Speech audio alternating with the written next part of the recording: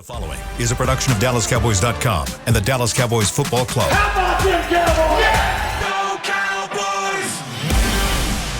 This is Media Mash, A roundtable of Cowboys insiders dropping wisdom and offering sizzling takes on the current state of your Dallas Cowboys. Now, your host, Newy Scruggs. Let's ride! Media Mash on Tuesday. Newy Scruggs rolling with Jon Machota of The Athletic. Our friend, Mr. Exclusive. That's what they call me. They always have. We got somebody like put out the fines. Look Put out at the that. fines, okay? Bobby, we got a late one. We got some Des Tardiness now it's, here. No, well, actually, there's an excuse. I saw a big boss man, the big dog, Big Q Dog, had a meeting upstairs. Saw a bunch of people in there. The principal's off, Derek Eagleton. So I was like, uh-oh. No, we're solid. You good? You still got your job? Okay. I'm here. Okay. I haven't gotten escorted out yet. Patrik Walker, DallasCowboys.com, joining us right now here on the Media Match. Yes, science. All right, gentlemen, it's real simple. I'm just going to go around the room. Jerry. You want to talk about James Washington? Who? James Washington. Dennis Practice Houston? window coming close to open up. You talking about Dennis Houston? You want to talk about Dennis Houston? I do, as a matter of fact, Bobby. Do the fans want you to talk about Dennis Houston? That's a different story. Yeah, exactly. Do the fans want you to talk about James Washington? Or do the fans want you to talk about Odell Beckham Jr. and the fact what Jerry Jones had to say on your radio station, 105.3 The Fan? Great Yeah, line. I mean, Great question. technically that you are going to have to talk about Dennis Houston because isn't he wearing 3 now? So you're gonna have to give that up. Is that what we're doing? Or no, Anthony Brown. Yeah, but the offensive side, he's got it on the practice squad right now. So, but Jumping the gun just a smidge there. no, I don't know. No, I can jump the gun a little bit, but no, this is the Jerry sounds genuinely interested in the idea. I don't think he'd entertain 3 questions about it and talk as long as he did. I even. When I asked him the first question, I felt terrible listening back to it. I was like, oh no, I gave him an out because I asked him about Odell, and then I kind of couched it, and I said, and the rest of your receiving core? And I was like, crap, he's going to answer about the receiving core and blow off the Odell question. And he didn't. He went receiving core, and he made sure to come back to Odell, and he took 2 more questions on it. And so there's genuine interest there. Now, at what point does their interest wane a little bit based on price or anything else? I don't know. That remains to be seen. But they definitely are interested in him. First of all, fantastic line of questioning. Oh, thank you. Yeah, you nailed that. And you didn't waste any time really getting to the meat of what everybody wanted to hear about, which was the Odell interest. And, I mean, the interest is obvious, and it was obvious even before Jerry came out and doubled and tripled down on it today and speaking with 105.3 of him, The Fan. But it's interesting, what I call the yo-yo comment, right? And you've seen this dance before, where it's like, oh, well, we're very pleased with our guys, and we believe CeeDee Lamb has everything that we could want in a wide receiver 1, and Michael Gallup is approaching getting back to Michael Gallup status. And then you got the trio of tight ends who contribute as well, and then you'll have James Washington coming back here. Pause. Other side of the mouth. It's so much appreciation for Odell Beckham, and the helmet with the star on his head would look really good. And pause. Come back to the other side. And so it was a lot of that. And at the end of the day, the Cowboys would, I believe, love to have Odell on the roster, but they're not going to be the only team that feels that way. The team that they're about to go and play on Sunday really needs a wide receiver, and they're probably going to be willing to throw a bigger bag at Odell than the Cowboys probably would, because the Cowboys are not in dire straits at wide receiver, but a team like Green Bay is. Now, free agency is a two-way street. Odell has to choose his team, and I think it would take much more money for a 30-year-old coming off of a second torn ACL to choose the frosty confines of Lambeau Field versus Arlington in a dome. Last year, he had that same option. Yeah, he went to L.A. And then in his text to Micah Parsons today, what did he mention? Winning. Yeah. What's not going on in Green Bay right about now? Yeah. Not going on in L.A. or Green Bay. He mentioned his family, too. He's like, he's like, you got the inside and really, when's the last time we saw Brian Gutekunst come out here and try to show anybody a bag at wide receiver? Fair. Been a minute. He just don't want to. Like, no. It makes me wonder, because Aaron is throwing fits up there, and if I'm LaFleur, I'm throwing fits as well, because LaFleur is now on the hot seat. So I'm like, come on, man, like They don't care. You kind of help put us in this situation. They Like, don't give me care. a guy. I mean, literally, I don't think they care, Green Bay, what coaches or players say. I just don't.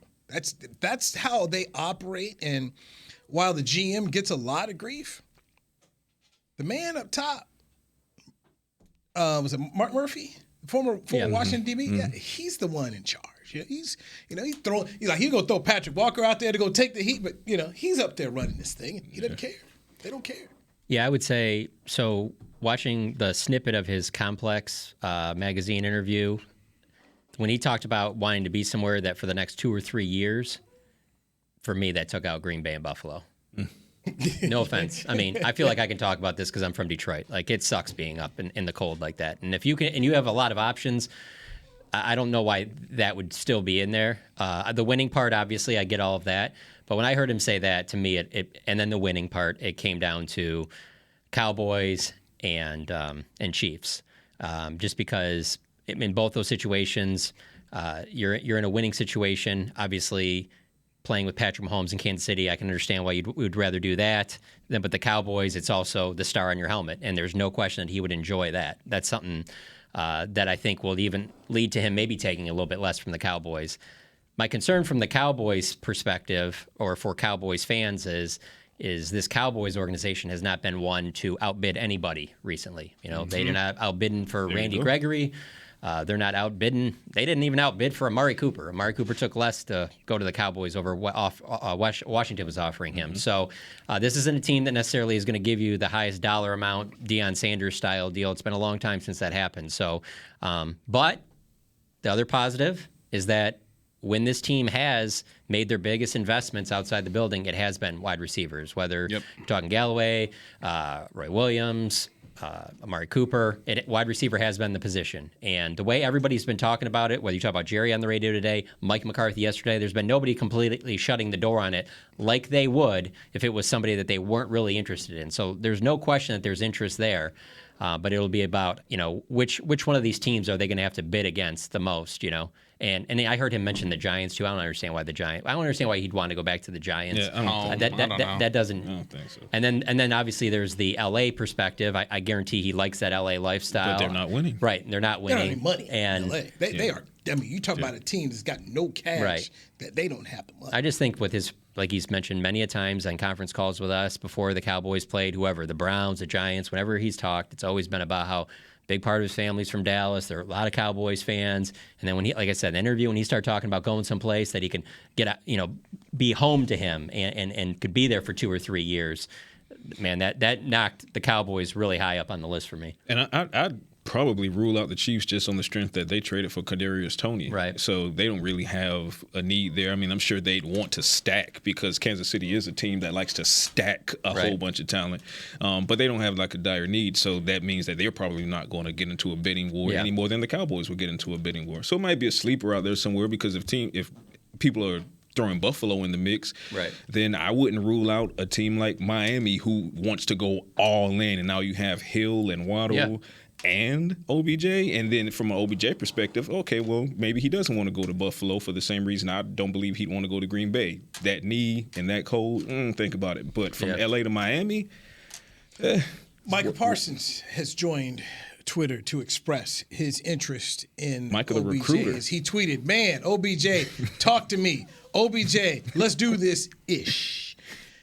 That's what he tweeted out. And then Odell Beckham Jr. responded, "LOL, you tell me.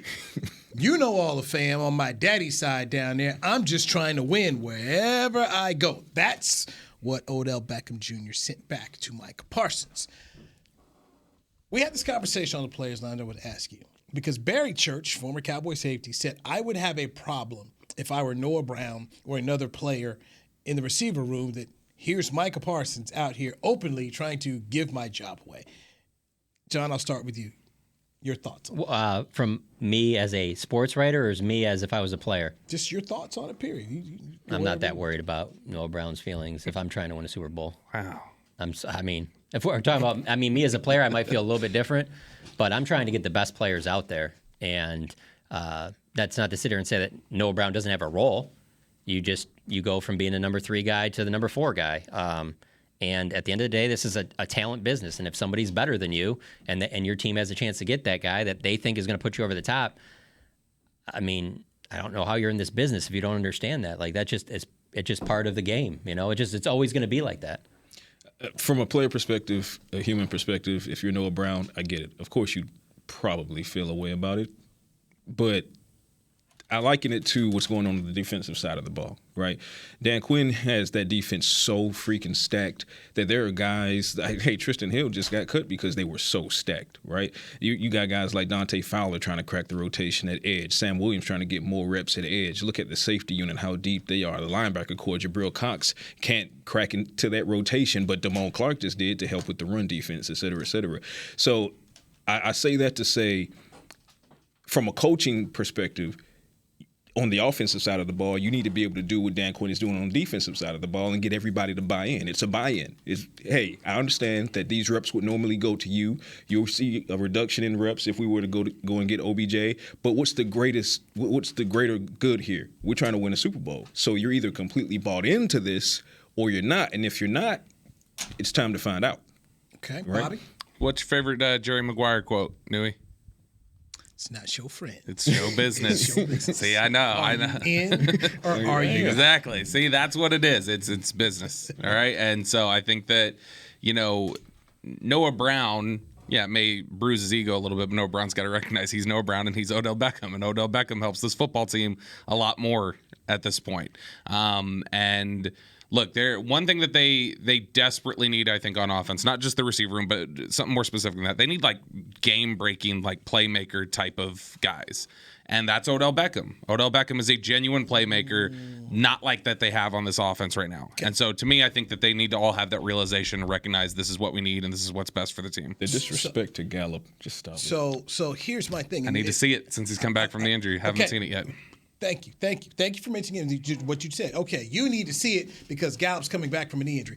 What's Odell Beckham Jr. coming back from? Odell Beckham's shown us he can come back from a knee injury. Okay. Has he shown he can come back from 2? Because this is his second. Right, I'm saying Gallup hasn't shown us he can come back from 1. So what I'm... He hasn't? No. I'm looking at 2 guys. Would we say Gallup's at maybe 70% right now? No, healthy. Health-wise, he's 100%. Mentally, he's got to get over the hurdle. Health-wise, he's 100%. Okay. And you've seen the flashes of it thus far. But right, he's not where he was. He's still getting there, right? Fair. Okay, that's where I'm at. So I'm saying he's about 70% of Michael Gallup that I'm used to seeing. He's getting there, but he's not where he left off. Needs more game reps to get there. Right. Yeah, and I don't think he'd have any problem with this because he already got the bag, and he's putting right back in a situation where he was before, where it was Amari, CD, and him, and then it would be Odell, him. But here's where I'm going with this. So we got Michael Gallup, right now, 70% trying to get to 100. Here's going to be Odell Beckham Jr. He ain't going to come in at 100% either. Nope. So you may have 2 guys that are running around maybe 70% of what we know they can be. So you take 2 guys. I'll take 70% Odell. I'll take 70% Odell Beckham over 70% Michael Gallup. And I think kind of what John's talking about there. Michael Gallup's 100% healthy. The 70%, that remaining 30%, I think in a lot of ways is just within the control of him adapting to coming back. Like, I mean, I think you're talking about just different approaches and different players. Like, we don't know that maybe Odell Beckham comes back and he's further away from 70% of himself, but maybe he's further along because I think that's just a personal feel for the game returning. And so to me, Odell Beckham's done it once. I think he can do it again. If he's 100% healthy, he's 100% healthy, and I'm not worried about it. I mean, there's certainly the aspect to it as far as experience goes, and that helps you hit the ground running a lot quicker. It's something that Jerry alluded to, and Jerry's not wrong in that, and saying, well, when you talk about the kind of experience that Odell Beckham has, it kind of deletes the ambiguity when it comes to, is he an immediate fit? Mm-hmm. Fair enough. I agree with Jerry on that point.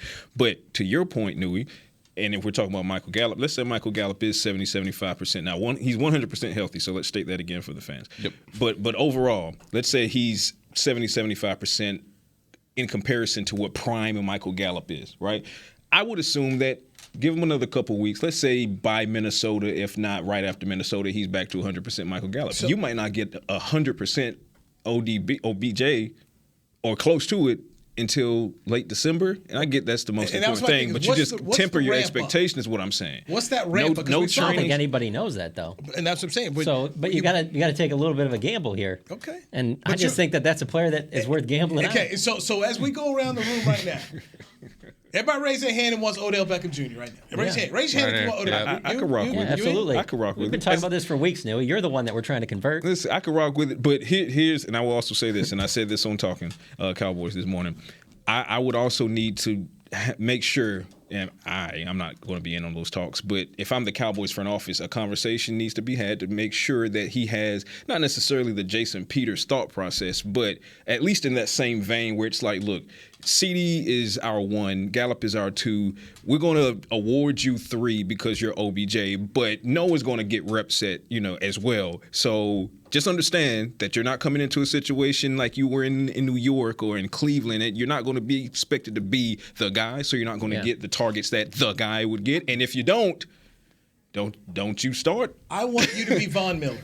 If Odell Beckham comes to the Cowboys, I would like him to be Von Miller from the standpoint of Von Miller, who'd won a ring in Denver, went to Aaron Donald and said, "You're too quiet. For a guy with your talent, you need to be more vocal. You need to lead this team. We can only go where you take us to. Just unlock the thing and show him what he needed to do." Yeah, I don't see him having I don't see any problems with this receiving core with him jumping into that room. I just don't see that anybody butting heads with him. I think they could use the juice anyway. To be honest with you, if anything, they need more of that. I would say that because they do miss the Dez aspect of the passion that's in the wide receiver. Passion. No. Look. Honestly, I think people inside the organization will tell you they've missed that in practice. They've missed that Monday through Saturday. Absolutely, they missed the Dez they missed passion. the edge. They missed the Dez passion. Plus, I'm just one of these people that I've been saying all season long, and I'm sticking with it. I just feel like for this team to win a Super Bowl, they're going to have to add a piece outside the building. I just don't think they will 100% draft, develop, and win a Super Bowl. I think that it's going to take a piece, that does it. And I think that is one of those pieces. I know you were there on a couch with a member of the front office at Nobu, and we were talking about some people getting a guy might put you over the top. Remember you mentioned Von Miller. I think that this has the potential of being something like that. That's why it's more intriguing to me, especially with the trade deadline pass. Your chances of adding somebody to this team, to a league that's wide open, this is the best possibility I can see. Okay. Okay. Of course, I don't know the details on what the contract will be, though. This is the beauty of this show. Outvoted. And that's fine. That's fine. That's fine. As long as he understands. When I worked in LA, I was outvoted by Shaq and everybody else who wanted Dennis Rodman. I was against Dennis Rodman. But hey, what do I know? Let's go take our first break here. Jon Machota, Patrik Walker, Bobby Belt. I'm Newy Scruggs. Media Mash right here on DallasCowboys.com radio. Todd thought it would be secure to jog in the cheetah savanna. Todd believed the big cat repellent he bought online was reliable. And now, Todd is trying to be faster than this cheetah that can run 80 miles per hour. But the good news is, Todd has AT&T 5G that is fast, reliable, and secure. And he learned the best thing to do is stop running and toss her the backpack with the beef stew. AT&T 5G. Fast, reliable, secure. It's not complicated. 5G requires compatible plan and device. 5G may not be available in your area. See att.com/5G for you for details. What do you call a group of grown men and women with their faces painted silver and blue who get together every week to share a 3-hour-long ritual of jumping, singing, and toasting Miller Lite in 10-gallon hats while yelling, "How about them Cowboys?" You call it Miller Time in Dallas. Here's to the Cowboys. Here's to the original light beer. It's Miller Time. Celebrate responsibly. 2021 Miller Brewing Company, Fort Worth, Texas. When you build, you start with the foundation. And home ownership is a foundation of a stable future.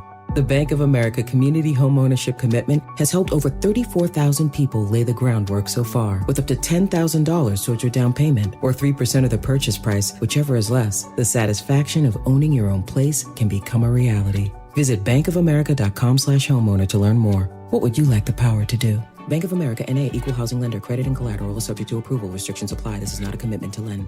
The season is finally here. For months, we've been gearing up to win.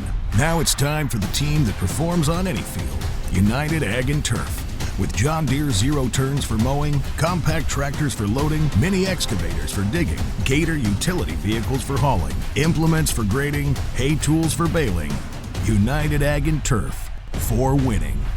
The official Ag and Turf equipment supplier of the Dallas Cowboys. Visit UnitedAgAndTurf.com for more. Back to Media Mash.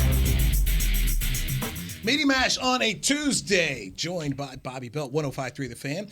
He helped interview Jerry Jones today for the Jerry Jones Show, which you can catch every Tuesday at 8:30 a.m. Then you got Jon Machota of The Athletic. Nobody is writing and tweeting out everything that happens from that presser like my man John here. He's on it. I ain't gonna lie, I've been lazy the last couple weeks. I've slept, or I've been doing my schoolwork, and I just go check John's Twitter page for it. So. We all do. That's the dirty secret of the media. We just check John's Twitter for what he's put together. Appreciate it. And I also check your Twitter page as well, Patrik Walker. That's a monster over there, though. I check Ari Myrov's That's a monster. I learned also after press conferences not to talk to John because he's immediately rolling. Then he gets in his zone. So I'm like, okay, just let him do his thing. And then after he's finished, posting some of that stuff, then go have that conversation with him. Now I'll just go talk with Clarence afterward because Clarence is ready to, he's not tweeting. Yeah, John will cuss you out until you get out of his face. No, he won't. Yeah. No. That's cool, man. That's cool. Just gives that old coach. Detroit comes out. Coach K look. It does. So it's all good. So Mike McCarthy, Michael Gehlken broke him. He broke him on Monday. Got him to tear up talking about going back to Green Bay. And I thought he said something I found pretty interesting. I want to get everybody's thought on this, where he said, all right, I spent that year away in his barn in Green Bay. Said he doesn't recommend anybody stay in the town, but you would let go. But he said he got a lot of advice, and he got a lot of advice that was bad that he should not have listened to. He would not go into detail about what he got that was bad.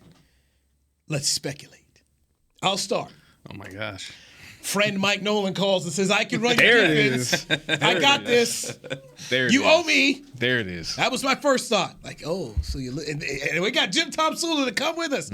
That was my first thought. But anyway, that was just me. I did want to, because Jory Epstein followed up with the question of, can you tell us what was wrong? So anyway, that was just my thought. I was curious about that. I'm right there with you. And as soon as he said that, my brain went right to Mike Nolan and Jim Tomsula. And for me, I can't imagine that whatever advice he received in that year off could have been worse than being convinced to bring on Nolan and Tomsula. And credit to him, because it only took a year for him to be like, you know what, you're out of here. Like, big mistake. He might have had some help from the Joneses. Might. He had Jim Haslett as his defensive coordinator coach in the barn with him. So I thought Haslett was going to be here in some form or fashion. But anyway, that was just my thought. Do you even think about it? I mean, you were tweeting away, but did you? I think about it, but I don't think anything would be close to that. Okay. I mean, he obviously said that, the way everything ended in Green Bay left a dent, which I thought was interesting. But the idea of him staying up there, I think, was probably his biggest regret, just because it's not like let's say, you get fired as the Dallas Cowboys head coach, but you still live in Dallas. Well, or Plano or Frisco or Arlington or Fort Worth. Allen or something. Yeah, there's Green Bay and Buffalo are just the two teams that you're right in it. I think he mentioned yesterday about when he was getting rehab for some type of injury he had. He's like sitting there right next to him, because there's probably only so many places that you can get that done in Green Bay. And so, but in terms of coaching and between then and then taking the Cowboys job, I don't think there's anything that's as close to what you mentioned. It was funny.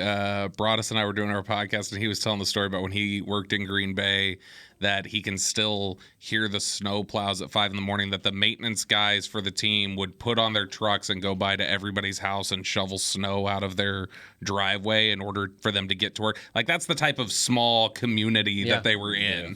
And so, I bet that's part of it. I bet whatever the bad advice he got was, it's probably advice it wasn't about a hire or anything else. I mean, I'm sure Mike Nolan and Jim Tomsula, he regrets that. But I bet a lot of the advice was just ways he's operated in his first year back that he learned from when everything went really wrong. And he just went, this leadership style needs to be different, or maybe I need to approach this relationship different. It's stuff we probably wouldn't know about unless he told us. But I think that it's clear he probably there were things that he changed up after his first year, because I think just the culture around here, regardless of the results, I think you can tell the culture's different. And obviously that was a COVID year where we weren't in the locker room, but you could see it wasn't healthy in 2020 in a lot of ways, I think. And so I think he learned from that, because it's functioned a lot more different, I think, in these last 2 years. Also, a lot of the free agents, particularly on defense, that he added that first year, were a lot of swings and misses that typically the Cowboys haven't had. There's all of them. Don Terry Poe's and Gerald McCoy. Terry Poe, Gerald McCoy, Alden Smith, Everson Griffin, Darryl Worley. Go down the line. It was everybody. Yeah. And then it's funny because they bounced back the next year in 2021 and they hit almost everybody. Yeah. Wonder why. It's that Dan Quinn guy. That Dan Quinn guy might know what he's doing over there. Coaches matter. They do. Coaching matters, but also just how about a guy who says, hey, let me see what Patrik Walker does well, and let's do that. How about because it? one of the things that frustrated me after listening to McCarthy the first year, and you guys remember the press conference, it's about players, not about scheme. That's what Mike kept preaching. Mike Nolan came in and here's my scheme. You guys fit it, and people were buying into this. I mean, you take Leighton Vander Esch. Okay, Leighton Vander Esch makes the Pro Bowl as a weak side linebacker. We're gonna throw him in the middle. Guy got neck issues. What are we doing? And you ruin him. Right. So for me, that was I was frustrated by watching Nolan do that, but also frustrated because Mike McCarthy, you said it's going to be the players over the scheme, and that was not defensively. Here comes Dan Quinn, and I was skeptical. It's like, look at what happened in Atlanta, and you know what? Yeah, that was head coach though. And you know what though? But he try to remember. I've said this before. I got to say it again. I'm sorry, but like growing up as a Detroit Lions fan, like I get annoyed when people say, "Look what he did in Atlanta." He took him to the pinnacle. It's the Atlanta Falcons. Yeah. Like what he did for the Atlanta Falcons. if I go to Detroit right now and go, "Hey, would you sign up for Dan Quinn doing what he did with the Falcons for the Lions for the next 5 years?" Everybody would get in line and say, "Yes, absolutely. Where do we sign up?" Hey, man. I don't. I'm sorry. I'm just saying, like he took him to the Super Bowl. I grew up with you. People bring that up so much. He took the Atlanta Falcons to the Super Bowl. We grew up with a higher standard. Okay, I'm sorry. Literally, he's a North Carolina guy. No, but my dad was actually when by 1977, my dad was stationed in Fort Hood. That was when I first learned about professional football. Pretty good year. So you've got high. So North Carolina fan, around the Cowboys, around the Lakers. Say it. Drop the F word. Drop it. Front runner. I knew he was going to say. Hey, as a guy that likes Duke basketball and Florida State football, you need a little Matt Patricia and Matt Millen in your life to just straighten you out and know what rock bottom is. Whatever you want, man. What do you want from me? Well, look, I'm with John on it. I'm not a Yankee fan. I think they're not winning enough. Not a Golden State Warriors. I think the dinged reputation of Dan Quinn was kind of outrageous. No. Because you saw not only what he did, just his long history of just the way people talked about what he did at Florida and Seattle when he got to Atlanta. I think it was just, Brian Broaddus has quoted before. Tom Dimitroff told him this, and he's talked about it on the air. Tom Dimitroff told him, we were a quarter away from all keeping our jobs. Mm-hmm. If we win that Super Bowl, we have, the credibility built up that things don't fall apart as quickly as it did. It didn't work out that way, and the Cowboys benefited from it. Look at the Rangers. Okay? Josh Hamilton, he hit the 2-run homer. Should have been an iconic home run. Right. Thanks a lot. He has a contract. He's never an Angel. It's a whole lot of stuff. No, finish it off. Whole lot of stuff. No, please don't. No, finish it off. You were going to thanks a lot too. But my thing was just simply say his name. With Atlanta, it fell apart, and people were saying this defense isn't good anymore. The mojo had been lost, and then he, that's why McCarthy, they have mojo moments. They're trying to get it back. He can't help himself. I need you and Clarence. He can't help himself. I need you and Clarence to do a show together. He can't help himself. Right you and Clarence. He can't help himself. But Dan Quinn went and did a deep dive on himself, and he came out a better head coach. Mm-hmm. And I think that's been, what's really we've seen from him. And I expect him to get a call from the Indianapolis Colts, by the way. Well, and I'm right there with John. When it comes to assessing Dan Quinn, I said this because initially George Edwards was a front runner to be defensive coordinator here. And then the only thing I believe that really could have bumped George Edwards would have been an acquisition like Dan Quinn, because that's a whale as a defensive coordinator. And then when that happened, a lot of people were they were pointing at Atlanta. Oh, well, look how poorly things went in Atlanta. And my question to those people has always been, well, who was calling the defensive plays and who was calling the offensive plays? Because for all this chagrin that gets thrown at Dan Quinn for the epic failure in the Super Bowl when they were only one quarter away, but everybody keeps praising the former offensive coordinator of the Falcons, who was responsible for getting away from the run and suddenly want to become pass happy, et cetera, et I cetera. passed out blame to three So layers. that's what I'm saying. Dimitrov, Quinn, and Shanahan. But at the same time, when the winning was happening, he was getting praise for the defense. That's how it goes. So if you're getting the praise, you got to take the blame too. That's fair. But the whole program fell off. Which is not surprising. You lose in epic fashion like that. Yeah. It's really hard to. Very few people can do it.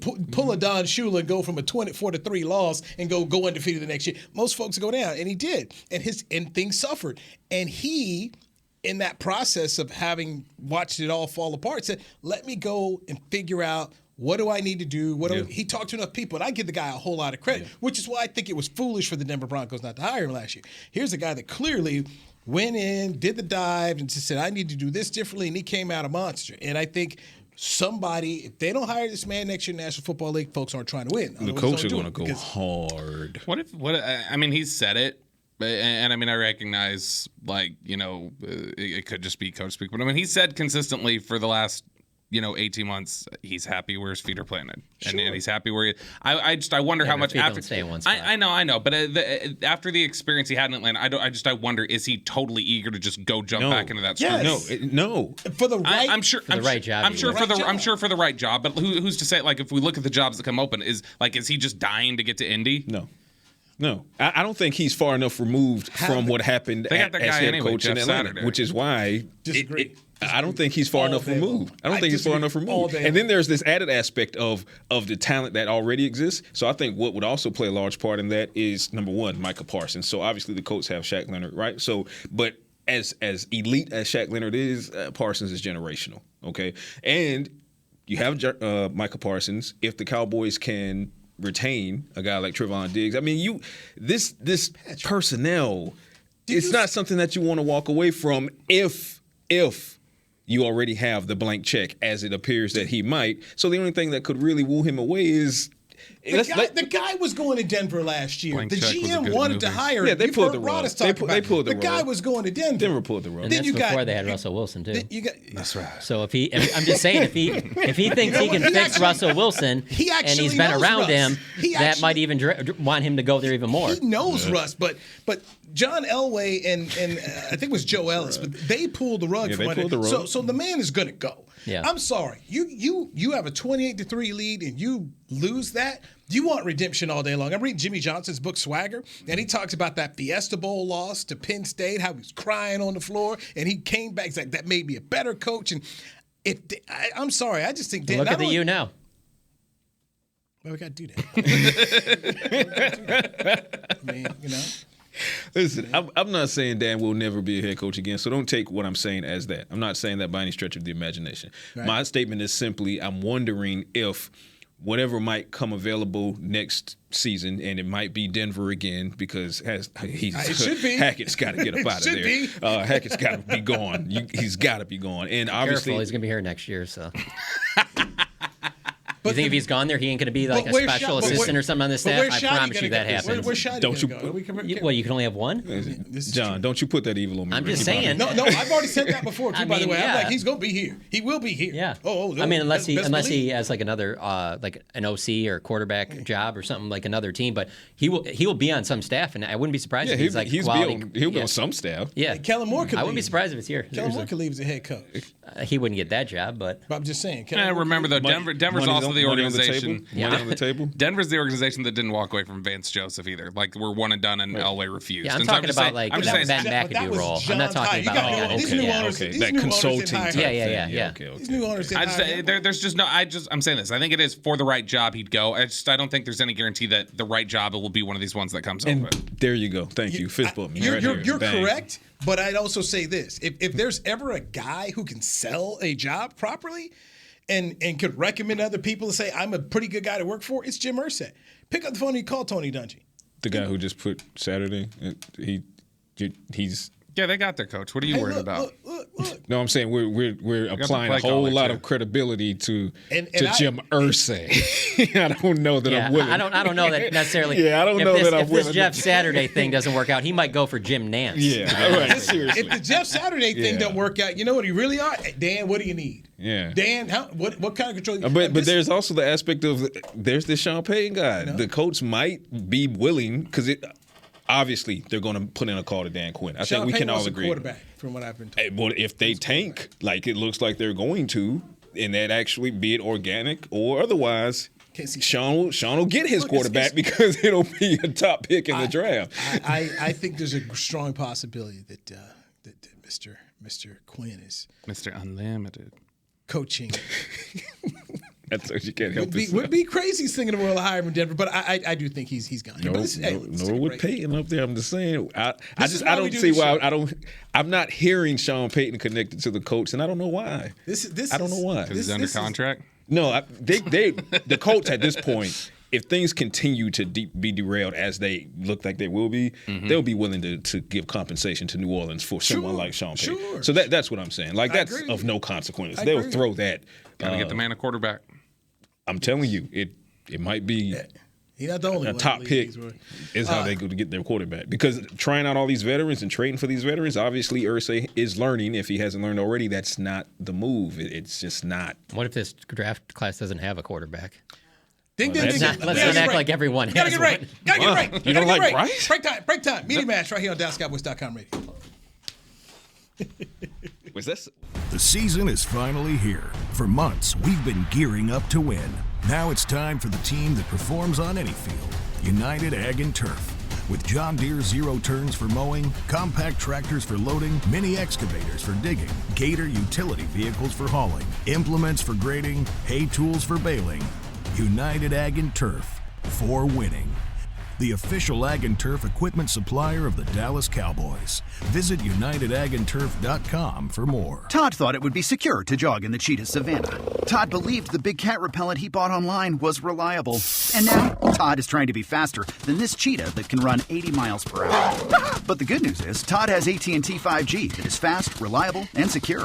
And he learned the best thing to do is stop running and toss her the backpack with the beef stew. AT&T 5G. Fast, reliable, secure. It's not complicated.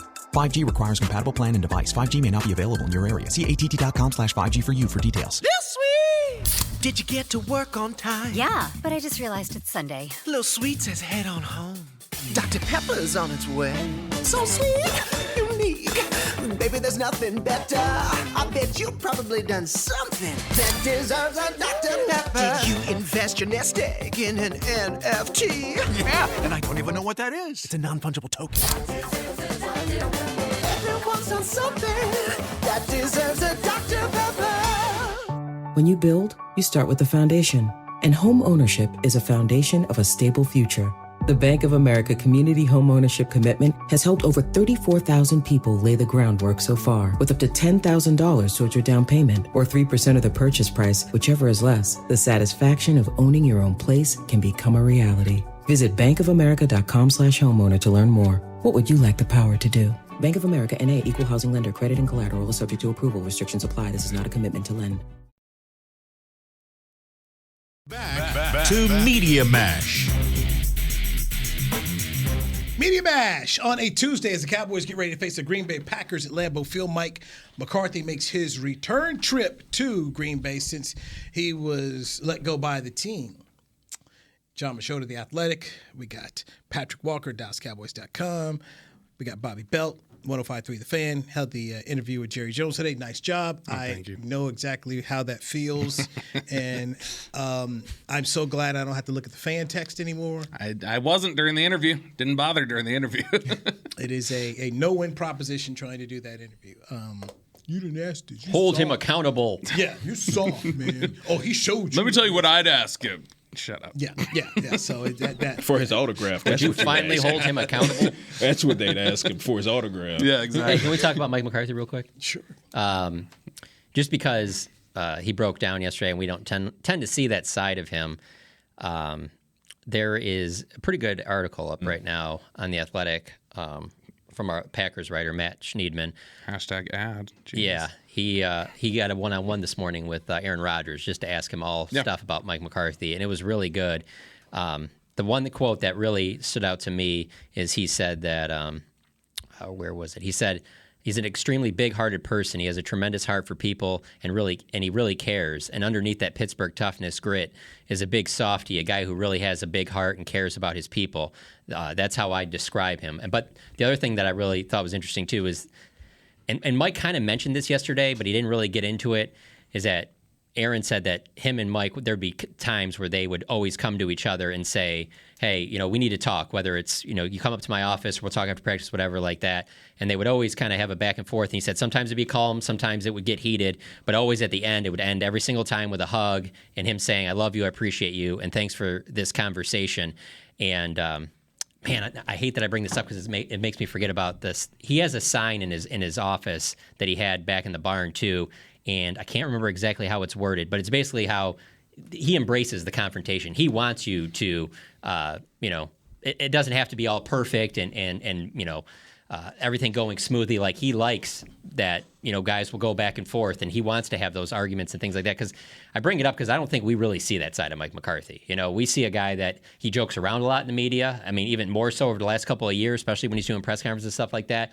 And you really don't see him on the sidelines. How many times have you really seen him other than maybe like screaming at a ref? Like, you never see him do that with like a player. And you can tell that's just part of his persona, that he's not going to do that in front of the cameras. But he does have those moments, kind of behind the scenes. And it bugs me now. I can't remember what the exact saying is. But we had a coach here once who really enjoyed confrontation, and he would talk openly in the press conference about, "Hey guys, hey fellas, a little confrontation is good." And that was Bill Parcells. Mm-hmm. And I think you have to have that as a leader. Was listening to a gentleman. Doesn't always have to be in front of the camera, though. This is true. This is true. A gentleman named Ken Boyer, he gave a great talk over at TCU, and he said leadership is a contact sport, and that's what makes me think of what you said about Aaron Rodgers and with Mike McCarthy. I'm sorry, if you're coaching a football team and you're coaching a high-level quarterback, you're going to have some times you got to get into it. I think about the times when Phil Simms is sitting there yelling at Bill Parcells, or when Bill would get frustrated with Drew Bledsoe. This happens. Troy and Jimmy had their moments too. Yes, and this happens. And Lord knows, you talk about some swagger, Jimmy Johnson had it. So I do think that that's what you have to do. You can't be afraid to go do it. And if you're not the kind of person who doesn't want to do it, you need to have someone else who goes and does it. Conflict is good. That's the sign. Sorry, I just conflict is good. It was driving him crazy. It was great payoff. It was driving him crazy. Well, I just felt like I just had to tell him what the sign was. I'm just trolling you. It's all right. What did you text McCarthy and say, hey, what's the sign in your office say? No, I just there was a couple different videos or a couple different interviews he did with Peter King and Tom Pelissaro after in Green Bay in the barn. And so I knew that there were some pictures of the barn online somewhere. So John would have been a good PI. Just digging. For the FBI. First 48. Dog with a bone. Been good like Dog with a bone. You get that first. John could have been good in The Wire. Working with Bunk. Yeah. John and Bunk working together. What happened? Good stuff. He could have worked for String too. John's probably from Cranbrook. When Snoop walking, rolling around with Snoop. Hey, John right here, man. What they gonna do over there, John? So who's Marlo in that equation? It's a good question. You hang out with Bay? You want things to be one way, but they're the other way. Your thought level about this Green Bay game. I hate to be this way because I'm usually not, but really not worried about this game from the standpoint if the Cowboys just go out and play their game, they should win this football game. Green Bay's got a lot of issues right now that I just don't see being fixed. Before the season, I picked Green Bay to miss the playoffs, and I had Minnesota win the division. Ooh. Dallas's best game beats Green Bay's best game. And there's a much better chance Dallas plays their best game, I think, than Green Bay does, just from what we've seen from the Packers lately. And so to me, I just think I don't see. I think you're right. I don't have the normal concern I would have about this, and maybe that's lulled into a confidence that ultimately we're going to be going, well, how did this one fall apart at Lambeau? Aaron Rodgers, you doubted him too much. But to me, it's like I've been waiting for the Packers to wake up for 3 weeks, and every time it's like, okay, this is the one. Nope. Okay, is this the one? No. And so it's like, man, I don't know. You've got Aaron Rodgers throwing 2 picks in the red zone and just not, making. I think 3 in the red zone too, within like the 2-yard line. I think he had 3 red zone picks. Through the air in the red zone, but that first toss was outside the 20. But either way, like you're talking about like passes that were intercepted when the ball was caught, it's inside the 5-yard line. Yeah. And that's totally unlike him. And so I'm not worried about this one, really. The only concern I have is because Aaron Rodgers is on the field. That's the only concern I have. And I feel like Aaron Rodgers is going to make a couple plays. And to Bobby's point, just the NFL as a whole, we know too much of Aaron Rodgers to not believe that sooner or later he's going to have the game. The only question for the Green Bay Packers is it going to be too late in the season for it to even matter? And for the Cowboys, you're just hoping that you're not the team on the opposite side of when it happens.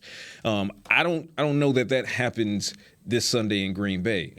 This defense is it's maniacal. The only thing that they really need to improve upon is the run defense, which is why they brought in Jonathan Hankins. I think Jonathan Hankins is going to improve that interior run defense, but that's not where they were really getting beat at anyway as far as the rushing attack of the opponent goes. It's on the edges, which goes to the linebacker core.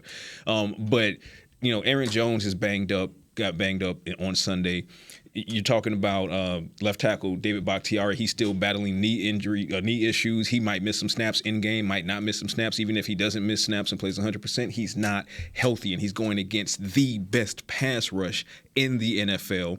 The secondary is one of the best secondaries in the NFL with Trayvon Diggs, and you look at that safety unit, Donovan Wilson being able to drop down and help. Malik Hooker is coming back. For me, Aaron Rodgers is going to get a couple big plays. I don't think that's going to be enough. I think the Cowboys win this game, not necessarily off the strength of they're going to beat the bricks off of Aaron Rodgers, which is possible with this defense. But for me, it's because I think Dak Prescott, with the return of Ezekiel Elliott and that tandem with Tony Pollard and more chemistry, we've seen it start to ramp up between Lamb and Gallup. This is a Packers defense that can be had. It can be had on the ground. It can be had in the air. They lost Eric Stokes for several weeks. Last I checked, they most certainly lost Rashawn Gary to a torn ACL. He was leading the team in sacks, had 6 sacks. He was third in the NFL in pressures. So that's where the Cowboys are going to dominate, I believe. And then from there, the defense can just pick the meat off the bone. Yeah, it's just an Aaron Rodgers thing for me. If he had his best game of the season, they can beat the Cowboys. But that Aaron Rodgers that I saw last week, I mean, the Lions are a team going into that game. When he started and finished games, he was 18-3 against the Lions. Has absolutely owned them. And it wasn't just the interceptions. It was how he threw the interceptions. It was the missed wide open receivers that looked nothing like the Aaron Rodgers that I've seen for the last 15-plus years. One matchup that I do think will be interesting is that Anthony Barr is supposed to be back for this game. Let's remember, Anthony Barr's sack on Aaron Rodgers is the reason why that they have the rule of why you can't land on top of a player. I don't know if you guys remember that. That was when he broke his collarbone and exchanged some words with Anthony Barr after that particular play. So that'll be one to keep an eye on. But certainly, I don't know how they will keep this pass rush off Aaron Rodgers. But if he plays anything like he did on Sunday, the Cowboys will blow them out. Yeah. All right. Jon Machota, Patrik Walker, Bobby Belt. The Media Mash for Tuesday. I'm Newy Scruggs. We'll do it again tomorrow right here on DallasCowboys.com radio. This has been a production of DallasCowboys.com and the Dallas Cowboys Football Club. How about this, Cowboys?